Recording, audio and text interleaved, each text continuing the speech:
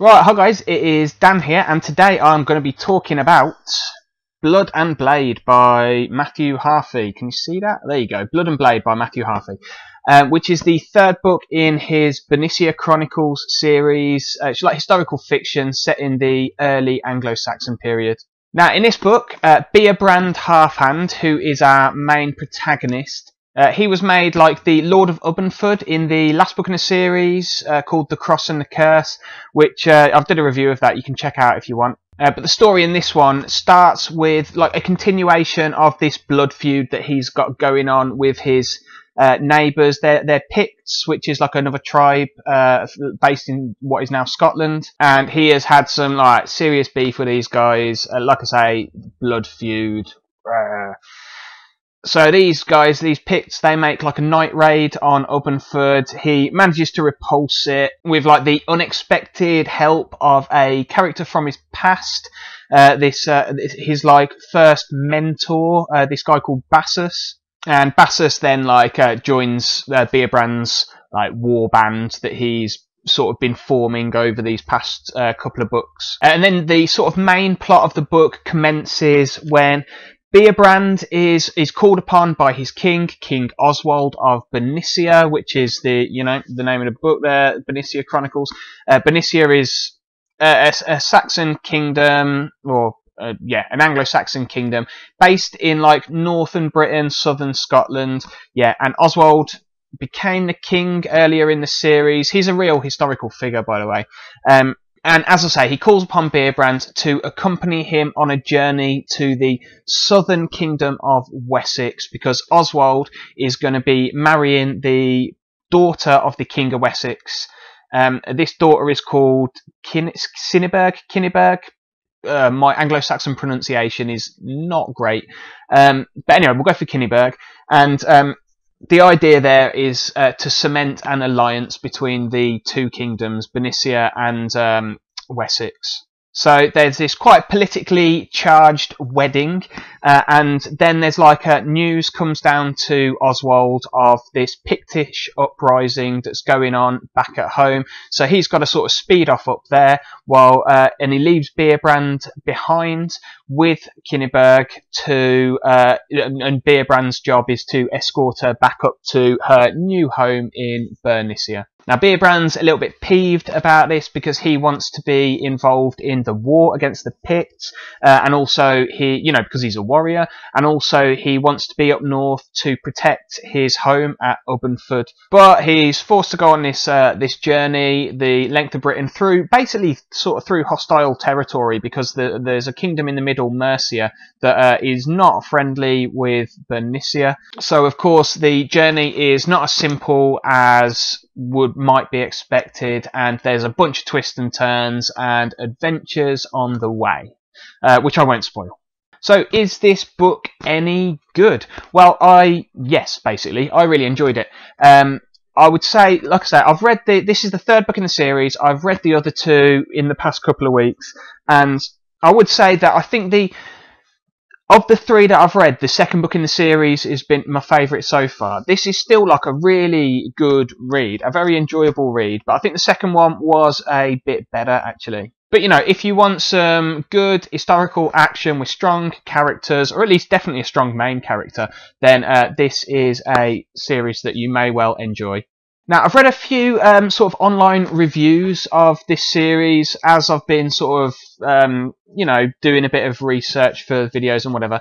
And there's a lot of comparisons made between this and Bernard Cornwell's Last Kingdom series. And it is a comparison that, I would say if you do like that series, then probably you will enjoy this one as well.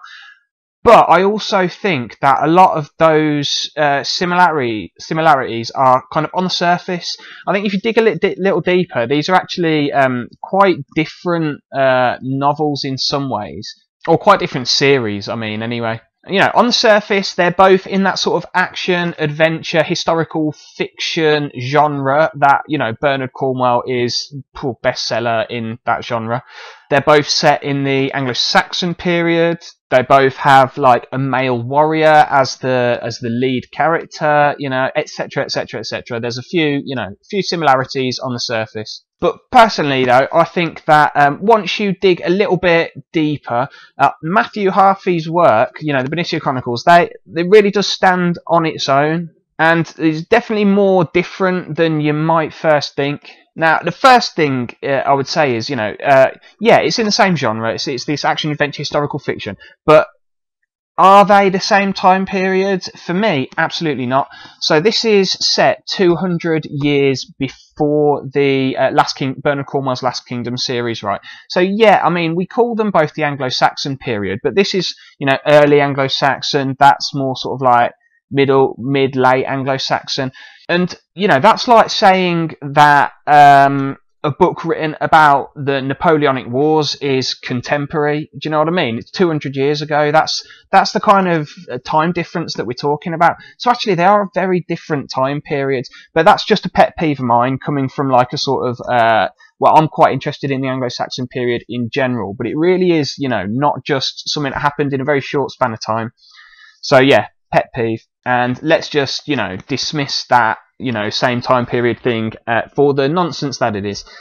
And yeah, you know, the similarities between the main protagonists, right? So you got Beobrand in this series, and Uhtred is the main protagonist in the Last Kingdom series. By the way, I've done reviews of all of them, or at least the first sort of like 8 or 9 that you can check out if you want. But anyway, now, there are similarities between them on the surface. They're both sort of natural warriors and leaders. They're both pagan, you know, blah, blah, blah. There are a few things that you look at them and you think, it's just the same character. But actually, you know, like I say, scratch away at the surface, dig a little deeper, and they do have strikingly different personalities and outlooks, I believe. You know, whereas Uhtred is, you know, he's brash and confident, and you know, he's always in control of the situation, especially as this Last Kingdom series progresses. But Beobrand, on the other hand, he is constantly doubting himself and his actions. He's got loads of regrets about his past. He lets his anger get the better of him. Fighting really affects him, you know, emotionally and physically in a way that you don't really see with Uhtred. And I think Beobrand has a much stronger sort of internal conflict of character that, you know, that you don't see in the Bernard Cornwell series. You know, he's not sure whether a life of violence, which is what his entire social status and his wealth all depends on, you know, his ability to inflict violence. But he is not sure if that is a good thing, and he's got, as I say, like events in his past, violent acts that he has committed really haunt him. So yeah, I mean, while I really enjoy the Last Kingdom series, it's one of my favourite series, but I think comparing Uhtred to Beobrand in that way, it doesn't really stand up. And, you know, while Uhtred is one of my favourite characters to read about, I think actually Beobrand has more depth and certainly more internal conflict. But anyway, enough comparisons. I think that's enough. But as you can tell, I think this book really, or this series really stands on its own, and it's got really strong main character. So if you like that, then maybe, yeah, you'd enjoy this.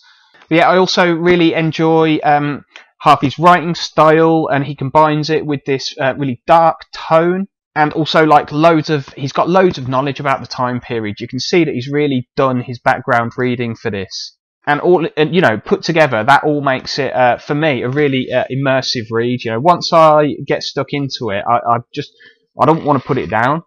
I also thought there was some good stuff with some of the secondary characters in this. His sort of right-hand man, Akanan, gets a bunch more page time in this one, and actually starts to get fleshed out as a character. The same with King Oswald as well. But, you know, having said that, I do think that one of my little niggles that I had with the other 2 books in the series, which is the fact that the female characters are pretty flat, still applies to this book. I just don't think Harffy is that comfortable writing, you know, fully fleshed out female characters. They tend to be a bit one note.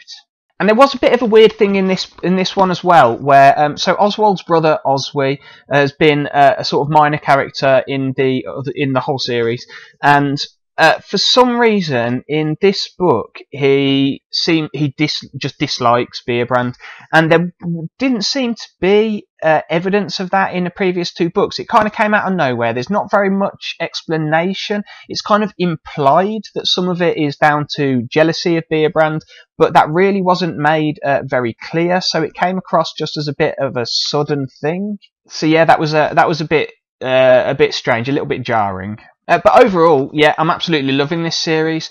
So yeah, well, that'll do really. Blood and Blade by Matthew Harffy, third book in the Bernicia Chronicles. I don't know when I'm going to get on to reading the fourth book in the series, because this is the last one I actually own. I've only got the first three. And they're quite expensive new, even the paperbacks, and they're difficult to find in like second-hand places or whatever. So I'm probably going to move on to reading some other stuff. I'm also like reading quite a lot of Anglo-Saxon stuff at the moment, so I maybe want to try and read something a bit different next. But yeah, really enjoyed this series. Would highly recommend it to anyone who's a fan of that sort of action adventure, historical fiction. Anyone who likes a sort of, really deep, fleshed out main character, anything like that, then you'll probably enjoy this. So yeah. That'll do. Goodbye for now.